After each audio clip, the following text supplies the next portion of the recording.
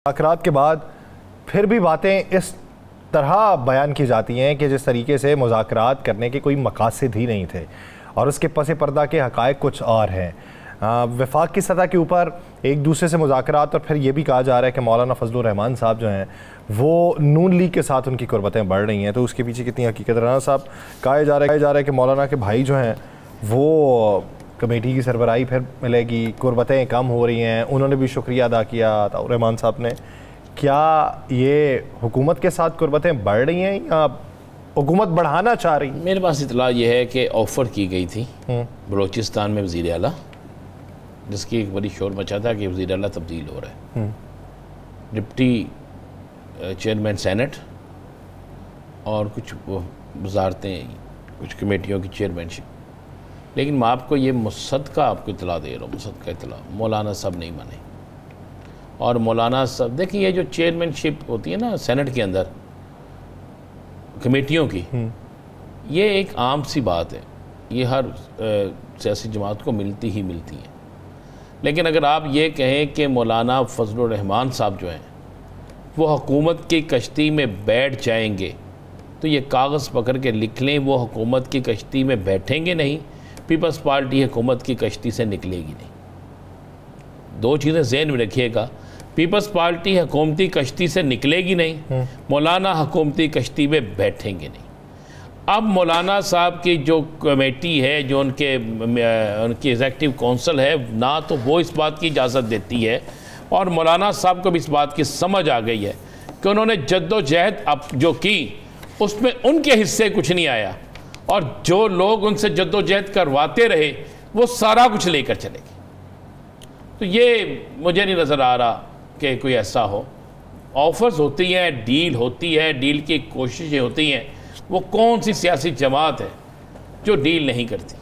वो कौन सा सियासी लीडर है जो मुज़ाकरात नहीं करता? लेकिन मैं आपको ये बात मुसद्दका बता रहा हूँ कि मौलाना साहब इक़्तिदार की कश्ती में नहीं बैठेंगे।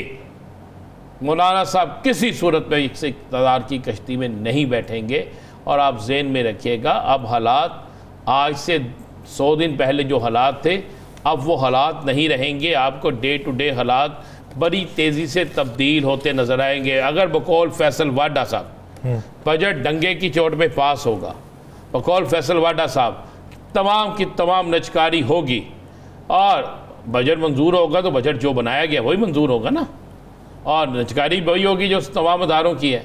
तो आप समझते हैं कि इस सारे मामले के बाद कोई पाकिस्तान की हुकूमत, चाहे वो जितनी मर्जी तगड़ी हो, चाहे उसके पास सब कुछ हो, वो सरवाइव कर सकती है? मुझे ये बता दें, नहीं हो सकता सरवाइव। बिल्कुल ये झूठ है। और जहन नशीन कर लें एक बात को कि मैंने बड़ी तगड़ी हुकूमतें गिरती देखी हैं। क्या नवाज शरीफ 2/3 अक्सरियत से वज़ीर आज़म नहीं थे? क्या उस वक्त इनके मुखालफिन के पास कितनी नशस्तें थी? याद करें। और मियाँ साहब की हुकूमत किस तरह धरल बिल्कुल नीचे गिर गई थी। मुझे तो अब मुस्लिम लीग नून के अंदर बहुत जल्द बयानिए की तब्दीली भी नज़र आ रही है। ये ज़रा 5, 7, 10 दिन निकाल लें, उसके बाद आपको सारा कुछ नज़र आना शुरू हो जाएगा। अब लोग छुट्टियों से वापस आ गए। बयानिए की तब्दीली किस हद तक होगी? नरम मिजाजी वाली बयानिया तो इस मुल्क में चले गई नहीं ना, आप तो ज़हन से निकाल। दरमियानी रास्ते वाले ये सख्त गिर। देखें, बात यह है कि मेरे पास जो इतला है, ये जो अचानक से आपको पता चलता है, मियाँ जवेल लतीफ़ ने प्रेस कॉन्फ्रेंस कर दी, ये जो अचानक से पता चलता है कि हनीफ अब्बासी साहब अचानक से बोल उठे, क्या उसकी तरदीद कभी किसी मुस्लिम लीग नून के बंदे ने की है? क्या नून लीग ने उन्हें कभी अपनी पार्टी पे शोकाज नोटिस जारी किया है? और भाई एक अदालत ज़मीन पे लगती है, एक अदालत मेरे अल्लाह की है। अल्लाह की अदालत से नहीं कोई बचता, वहां पे इंसाफ होता है और वो इंसाफ होके रहता है। वहां पे रहम होता है, करम होता है, लेकिन इंसाफ भी होता है। जब इंसाफ मांगा जाता है तो मेरा मौला इंसाफ देता है। जो इंसाफ नहीं भी मांगता, इंसाफ फिर भी होता है। तो वहाँ पे तो इंसाफ ही होना ना। अब सुप्रीम कोर्ट के बाहर कुरान मजीद पकड़ कर गए हैं लोग, मज़ा तो तब था कि जनाब वो वहीं पे MKM, पीपल्स पार्टी, मुस्लिम लीग नून के लोग जाते, जिनके मुखालफिन वहाँ गए थे, वो कहते जनाब आए, हम भी उठा के कहते हैं कि हम जीते हुए हैं, फिर रखते दोनों वो, बल्कि वो साथ में जाते सुप्रीम कोर्ट में कि जनाब सुने आप हमारा केस, रखें हमारे सामने फार्म, इनके रखें हमारे भी फार्म, तस्दीक कराएं, चेक करें कौन जीता कौन हारा। ये होती है आला ज़फ़ी, ये होता है इंसान के अंदर का बड़ापन। ये करें, आप ही समझाओ यार, समझाओ किसी को, करें, क्यों नहीं करते ये। मैं तो एक ऐसे उम्मीदवार को भी जानता हूं, मुझे नहीं यकीन था कि वो 300 वोट ले जाएगा, और उसकी लीड इतनी बड़ी मैंने देखी, मैं परेशान हो गया। वो खुद वो बल्कि वो खुद परेशान हो गया कि मैं तो एने कहे भी नहीं सन, वो खुद परेशान हो गया ना। तो ये तो फिर चलने देना यासर साहब, ये देख के तो सही आगे होता है क्या। ये तमाशा शुरू होने वाला है और इस फिल्म का भी दी एंड होने वाला है, आप ज़हन में रखिएगा। बिल्कुल फिल्म का दी एंड होने वाला है, आप भी यहीं पे हैं, हम भी यहीं पे हैं। अब कुछ ना कुछ हल निकलने वाला है, नहीं अगर हल नहीं निकलेगा तो फिर ये कश्ती सबकी डूबेगी। अगर कोई समझे कि सिर्फ एक की कश्ती डूबेगी बाकी नहीं डूबेगी, कश्ती फिर सबकी डूबेगी। फिर चप्पू किसके हाथ में रह जाता है, फिर उस चप्पू से कौन क्या चलाता है, फिर ये वक्त बता देगा। लेकिन एक ज़हन में रखिएगा कि हुन गल बद गई हो, मुख्तारा तो दौड़ गया हुआ, मुख्तारा तो जोर ही आना था, मुख्तारा नहीं यहाँ पे कहाँ पे रहना था अब तो। लेकिन अब और भी तो कई मुख्तारे आ गए हैं ना यासर साहब। तो आज तो हमने यासर साहब लिया हुआ था अपने साथ, सायरा बानो साहिबा वो नहीं है हमारे साथ, अभी तक ज्वाइन नहीं कर सकी। अच्छा, यानी उनके फ़ोन पे करें, ज्वाइन कर लेंगी वो, तो उनके पास तो ख़बरें भी काफ़ी होती हैं। लेकिन यासर आज एक और चीज़ भी आप देखें ना, हम एक चीज़ को आज डिस्कस नहीं कर रहे, आप उस चीज़ को ज़रा और करें। आज मरीम साहब आके को भी नोटिस हो गया ना कि वो बाई रिटर्न लिख कर भेजें, उनका जवाब दें उनके वकील जो हैं वो मैं शराफत वाले हलके में। अब कितने ही हलकों के आज जज बदलेंगे मुझे बता देना, बदल दे जाओ जज, बदल दे जाओ जज। हम एहतजाज की बात कर रहे थे, मैं आपको खबर दे रहा हूँ, तहरीक इंसाफ के कारकुनों की एक बहुत बड़ी तादाद ने लेटर लिख दिया है बानी चेयरमैन को, तहरीक इंसाफ के बानी को, बानी तहरीक इंसाफ इमरान खान साहब को, और कुछ उनके करीब तरीन लोगों को जो मुलाकात करते हैं उनके तक पैगाम पहुँचाया है कि किस किस शहर में कौन कौन सा लीडर जो है वो किसके लिए काम कर रहा है, और रैलियाँ किस तरह नहीं निकाल रहे, रैलियाँ किस तरह निकालनी चाहिए, किस तरह कारकुनों को मुनज़्ज़म करना चाहिए, कौन क्या नहीं कर रहा।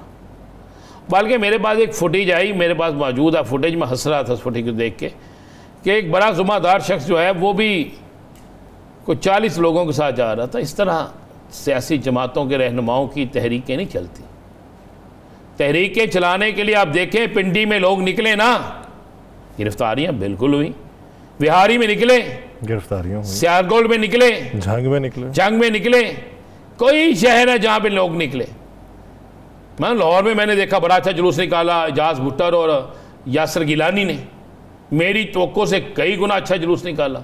नहीं निकला तो उन लोगों से नहीं निकला जुलूस जिन्होंने वैसे जुलूस निकाल दिया, ओहदेदार है वो। और सुनने में आया, खबर आपको दे रहा हूं कि तब्दीली होने लगी है। ऐसे तमाम लोग जो ये खुद किसी को फ़ोन करके कहते हैं मेरे घर छापा मार लो, ये ना आएगा सुबह मैंने जुलूस करना भाई है, ऐसे भी हैं। मैं आपको एक खुदा की कसम खा के बता रहा हूँ, मुस्लिम लीग नून का दौर था, तहरीक निजात थी, मैं आई विटनेस हूँ इस बात का। तो एक शख्स जो है उसने, मैंने एक जगह से गुजर रहा था, उस वक्त टीवी नहीं हुआ करते थे, अखबारात होते, तो मैंने 4 फोटोग्राफर खड़े देखे, तो मेरे दफ्तर के पास ही थे वो जिस अखबार में मैं काम करता था। मैं भी खड़ा हो गया, मैंने देखा एक शख्स आया गाड़ी में, बड़ा मारूफ शख्सियत है इस वक्त भी वो, और वो नीचे उतरा है। उस उतरते उसने फ़ोन किया, एक पुलिस की गाड़ी आई है, वो खड़ी हुई है, वो गाड़ी के ऊपर चढ़ा है, उसने ऊपर चढ़ के इस तरह उंगली का निशान बनाया है। सब फोटोग्राफर टक टक टक टक तस्वीरें उतारी हैं, वो उसको लेकर चले गए हैं।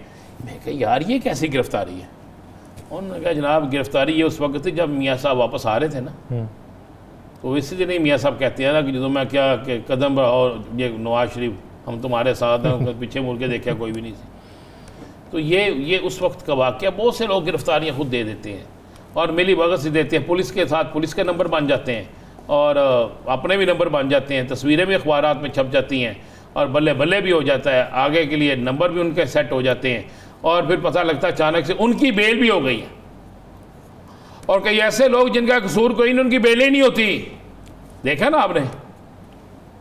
तो यासर साहब अब सुनने में आया कि तहरीक इंसाफ के अंदर भी सफाई का अमल शुरू होने लगा है और वो अभी होगा, अभी होगा, बिल्कुल अभी होगा। मैं आपको ये बिल्कुल मुसद्दक़ा इतला दे रहा हूँ, बिल्कुल अभी होगा।